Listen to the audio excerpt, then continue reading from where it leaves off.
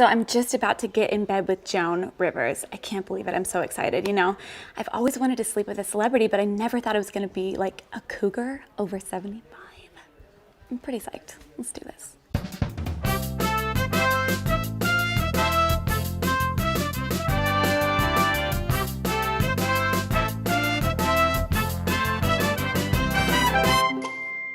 Welcome to In Bed with Joan. Let's get right to it. Let's see who's coming out of my closet today.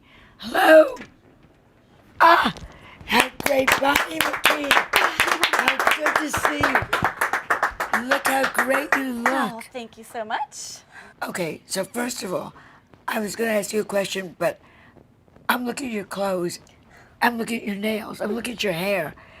You are such a fashionista. Oh, thank you. Well, I had to put on my lady suit because I was getting in bed with a lady, so. And the hair, how much is yours and how much is... About half and half. Okay. I'd say, yeah. Were you always in high school before you were you? Were you always into fashion? Did you love all that? Yes, but I can't really say it was great fashion. We all have our moments, as you saw on your show with me. Yes. I was a raver in high school, actually, so I had gigantic pants and, you know, candy bracelets up to my elbows, and it was a hard time. The early 2000s were really rough for everyone, I think. You have 9 #1 singles. Mm-hmm. More hits, I keep saying, than John Gotti. I mean, just unbelievable. Thank you. What was your first hit? Well, the first hit I ever wrote was California Girls for Katy Perry. That's some hit. Yeah, that was a big one. I really got lucky. I got spoiled, you know, because for the first one to be like not only a hit, but to just like go and go and go. It's like you always want all of them to do that from that point forward. But, you know, sometimes they're big hits and sometimes they're little hits, you know. And what was the first song you wrote? When did you know this is what's in my head and it's not just a fantasy? I can do this. Well, the first song I ever wrote that I remember writing was in like maybe first or second grade, and I was really terrified of the Leprechauns movies. And I saw the commercials on TV, and so I wrote a song about leprechauns and how scary they are. And you literally wrote it down. Yeah, I went and sat down to the piano, and it goes, "Leprechauns are all around, they're coming to get you while you're asleep." That was my first song ever. It's So a good song. You could sell it today to Britney Spears. I'll pitch it. I'll see what she said. What about the other songs? Going back to the first single, did you have the good deals you have now?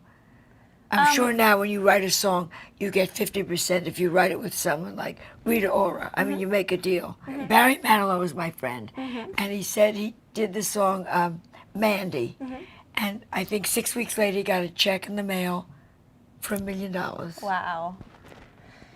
Well, I don't And know he if couldn't believe it. You know, did you have that kind of a good deal? Yeah, you know, I work with really amazing people, with Dr. Luke and Max Martin and Katy Perry. You know, it was a team effort, and everyone splits it equally, you know. If we all pull our weight, then we split it equally. Sometimes, you know, I'll just come in for a little bit at the end or something, and so I'll get a smaller percentage. But I definitely got paid my share for the work that I did. Definitely. So you went from really poor to doing great. Yeah. Yeah. What was the first thing you spent the money on? Oh, man. I got a car because I didn't have a car. Isn't that amazing to Yeah. go? You're suddenly #1 and you don't have a car. Yeah, no, it's funny, when I went up to write on Teenage Dream, I went up to Santa Barbara to work with Katie, and my cell phone had been turned off. Like, I couldn't reach anyone. So I just was like wandering around the hotel like, well, I hope I run into someone because I have no idea where anybody is. Do you still think about that when you go to buy clothes? Do you ever say, my God, how many years has it been? Since my sad days of no cell phone? Yes. It's been about 4 years now, I guess. So do you say, wow, the difference? Yes, all the time. I'm so grateful. I was fortunate enough to buy a house earlier this year. Good, And good. every day I wake up and I really thank God. I'm so grateful, so grateful. You work with Kesha, who I love. Yes. I worked with her in England. I thought she was just amazing. While you were in the studio, did she ever just squat and like pee on the drums? Yeah, we recorded every drop of it, so turned into a hit, of course. No, she's definitely wild, and what you see is what you get, Yeah. for sure. She's not faking it at all, but she's really down to earth and sweet, and Yeah, I liked so her very talented, much. such an amazing writer and singer. People really underestimate how incredibly talented she is. Who did you work with that you just felt, nah, never again? Chris Brown. Interesting. Yeah, I worked with Chris Brown and I walked out. You walked out. I did. 2 reasons that's great. One, you are able to walk out now. Well, at the time, I wasn't even anybody. And I didn't have any hits. I went in and I was doing my best. It was right after the whole scandal, and I didn't really want to be there because I didn't really want to support an artist like that. But I was like, okay, this is a good opportunity. Maybe I can make the most of it. Maybe we can write an apology song. Maybe we can do something really heartfelt. And like, he just did not have a good attitude with me, and I didn't like the way he talked to me, and I walked out. That's fabulous. Did you get even part of your pay? Did I get what? Part Oh, of I your don't get paid to write. I only get paid residuals and publishing. But like, Even I work when like, you were working in the very start, you still went in and did it for free. oh yeah, that's why there's so many starving songwriters, because you don't get paid for your time. You only get paid for the publishing. So I can write. I wrote every day for a year and didn't get paid at all. And then all of a sudden you get lucky and then you buy a house. So with Chris Brown, you just said how do you walk out on Chris Brown? You don't get near him because he'll hit you. You got to do it. Very carefully. No, I just, I was upset. I think I was like tearing up, and I was just like, I gotta go, goodbye. I didn't make a fuss about it, I mean, I don't think he even realized he was being an asshole to me, because like, I run into him and he's like, hey, and he's like so nice to me now, and I'm like, okay, I don't know. He doesn't even know. Yeah, I don't think he's aware that he can be really disrespectful. Who really influenced you? I read Madonna, you said was a huge, still or was? I'm obsessed with kind of 80s culture, and so early Madonna, I think, was the more exciting era. Of course, she's still the queen, and I have a lot of respect for her. I'd love to work with her. So. And also Michael Jackson. Love Michael Jackson. Love Michael Jackson. Yeah. Yeah. So the Madonna, Michael Jackson, so great influences on you. Yes. Musically, and also, do you like young boys? Did the influence carry Well, on? Austin Mahone, I mean, not mad at that. Call me when you turn 18, huh? Did you hear that? Don't be a fool. Cool. She looks great. What about Justin Bieber? I think he's adorable. I've never met him, but I've definitely had sex dreams about him. I can't control it. All right. I can't help it. I can't help what I dream. If That's- I could decide what I was going to dream about, my dreams would be a lot more exciting, but that was But one that floated Justin in Bieber that comes into your dream? I can't help it. He's really pretty. He looks like a hot lesbian. I'm into that. All right, all right. Are you bisexual? Yes. Great. Yes. When did you realize? I think it was one of those things where, I think all little girls kind of play doctor with their girlfriends, and then I kind of never grew out of it. So are you going with anybody now? Is it a man or a I have woman? a boyfriend. I have a long-term So you've boyfriend. got a long-time boyfriend. And do you think, how long-term? 7 years. So this is really what's happened in your life. How is he able to deal with that? To going from a girl who doesn't have a car, who's writing and walking out of Chris Brown, to this huge, massive recognition and the things that come with it. Well, I feel like I owe a lot to him because he's my partner. He's a producer. And we kind of grew up together in the industry and taught each other a lot about songwriting and everything that comes along with it, the industry and just the game, So he's been with me every step of the way, and he actually produced American Girl and did the remix. Is there a song that you listen to, a contemporary song, that you say, God, I wish I had written that? I really love Royals by Lorde. I think that she is like really refreshing because she reminds me of myself as a teenager, because that's when I first started writing songs seriously. And she just hasn't been affected by the pop world or the formulas or anything like that. It's just kind of ingrained in her, and it's very natural. And the story that she's telling is very relatable. It's kind of an anti-hit in a lot of ways.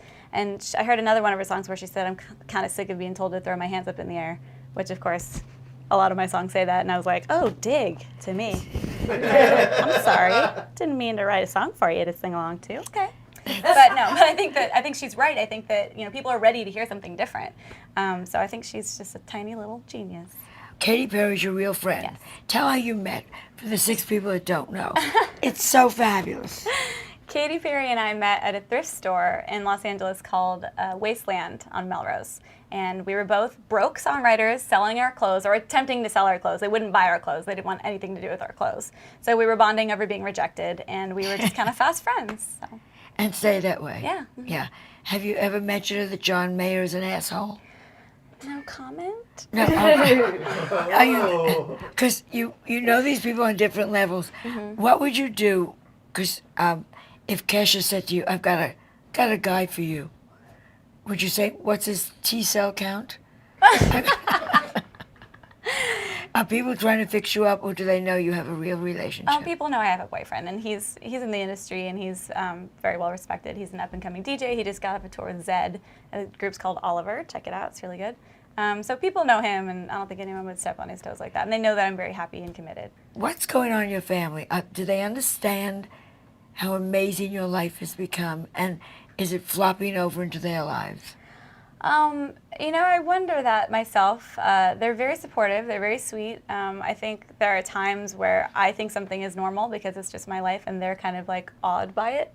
And I'm like, oh, that's not normal because you live in the middle of America or the South or whatever, so it's not normal. I just forget how fabulous it all really is. Then I get kind of self-conscious sometimes because like I'll go to Georgia, I'll be in like the sticks of Georgia wearing this, and people are like, whoa. Oh, but okay. Are you a man or what's going on? No. People are you confused. You dress. Your dressing style is kind of like low-level prostitute. Yeah, exactly. You know? Yeah. Which is great, because that's what it's all about now. That's what it's all about. Yeah. We have on Fashion Police, starlet or streetwalker. Yeah. I mean, that's exactly the look. Yeah, I fit right in that category. You fit. Anytime you need someone to come and talk about streetwalkers, I'm your gal. You're my girl. Yeah. The album that you're working on now, have you been tempted to sell any of those songs to other people? And when did you say, no, that one I'm keeping for myself? Absolutely. There were times where it's like, oh, I'm in a bind and, someone big is asking for this, Kelly Clarkson needs a song in this vein. And I'm like, oh, I have something great, but I'm just going to hold on to it for myself and squirrel it away. Because there are some lyrics, it's really about lyrics for me. There are certain lyrics that are so specifically me and so specifically my personality that I don't want to hear someone else sing them, And, there were moments on the Katie songs where I was just like, oh, like, I hate giving this up. I hate, like, letting go of some of these, but I know that she is going to do with them what they should be done with them in the world. She's going to give them a life. And she did, and I don't regret a minute of it. What's one example that was so close to you? Well, Teenage Dream, specifically, the title was something that I had been toying with for a long time, and I had a song called Teenage Heart. I had Confessions of a Teenage Girl. Like, I had, like, kind of a teenage theme going on, and so it was kind of a mourning process for me to give up the word teenage, knowing that I could never really use it again. But she made it what it is, and I'm so grateful that she took it and made it something iconic.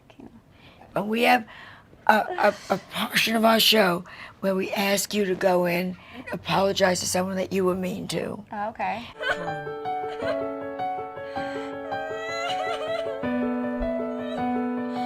I'd like to apologize to Mackenzie. I don't remember your last name, but we went to high school together at Bush. And I was like a little bit of a bully because I had heard that she was spreading rumors because she heard I was taking birth control. She was spreading rumors that I was a slut. And so I confronted her in the lunchroom, and she ended up like bursting into tears and like running away. And I was like, whoa, I thought that like you were the bully, but then I was the bully. And I never forgot that. I don't want to make anybody cry. I'm sorry, Mackenzie. Were you taking birth control pills? Yes. Okay. Mackenzie, you have nothing to feel sorry about. Okay.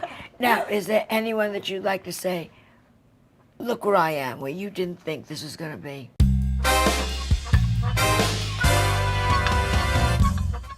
I would like to tell the entire teacher staff at Bush High School in Seattle, Washington, to sit on it and rotate. Great. Did you graduate? No, they kicked me out before I could finish my freshman year. Are you kidding? Freshman? Freshman year, yeah. And then I was never going to catch up on my credits because I'm just not that great of a student anyway. I wasn't, come on, ain't nobody got time for that. So what did you do? You're in Seattle, Washington, a freshman in high school with no high school. That's right, yeah. I got kicked out, and then all my friends were going to high school every day. I had nobody to play with and nobody to, cry to about it. I just had to sit at home alone. And then, you know, school got out and I was like, do I do summer school? Do I do community college? And then I ended up going to an alternative school, which was just like a daycare for like teenagers on drugs. And got a great education there. And then I got a record deal and was like, fuck you guys, I'm going to Los Angeles. And your parents let you go? Yes. How great is They that? were like, see ya. At what point did you call them up and say, guess what, it's all worked out? Well, you know, my parents, as much as they were ready to get rid of me, did believe in me. They knew that I was hell-bent on getting a record deal and being an artist and being successful in the music industry. So they never had any doubt. So it wasn't a big surprise when I called them and was like, hey, I got a huge record deal. They were like, well, yeah, duh. Yeah. Great. Melissa, come ask your questions. I'm going to join you guys and we're going to play a little game. Okay. Dead or alive. Okay. I'm going to give you 2 names. Okay. One of the people gets to remain alive. Okay. The other one is Okay. permanent vacation. Are these going to be people I know that I have to kill? Maybe. All right. And let's that's do why it. it's like if you're not comfortable killing them, they're just on vacation. I'll just send them on a permanent vacation. Permanent Okay. vacation. All right. Okay, Mick Jagger or Paul McCartney? Oh, they're both very old. I guess I would send Mick Jagger on a permanent vacation Why? because I'm more of a Beatles fan. Fair enough. Our next one. Adam Levine or CeeLo Green? Oh, I'm gonna send Adam Why? because he's the sexiest man alive, and he knows it. Okay, You and I are like this.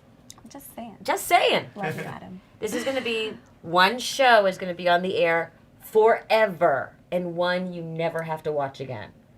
Okay. American Idol Uh-huh. or The Voice? Oh, I prefer American Idol.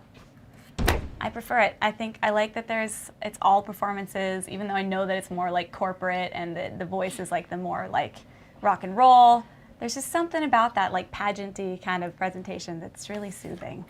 Okay, now one of these you get to bring back from the dead. Oh, okay. Jimi Hendrix or Jim Morrison? Jimi Hendrix. Why?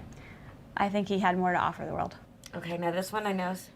This is the worst one. This Oh, is the hardest God. one. Okay, here it comes. Kesha Ugh. or Katie? Ugh. Ugh. Which one do I send? They're just going to Bora Bora and not coming back. Not like you're saying them to like Hades, but you could send them to Haiti, but that would be a different kind of vacation. That would be a weird vacation. Yeah. Oh, that's really tough. I think I might have to send. I might have to send Katie. Really? I might have to send Katie, because then I don't have to worry about writing songs for her anymore. I love that it's a self-serving answer. Exactly. Amazing. Let's think about number one. Exactly. What a pleasure to have you on. Thank you you. so much. Thanks so much for having me. I can't wait till the album comes. When do you think the album come out? Springtime. Okay. Yeah. Not that far away. Thank you so much. Everybody, Bonnie McKee. And would you do the clap? Yes. 1, 2, 3.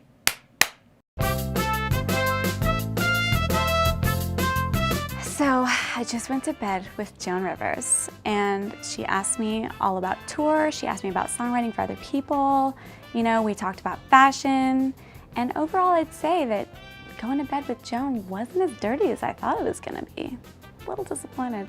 I think this was the best interview I've ever done with Bonnie McKee. I've done 2 others before on Fashion Police. This is my 3rd, so I figure I check in with her about once every $10 million. Let me know who you'd like to see in bed with me. You can do it by sending me a message on Facebook or Twitter.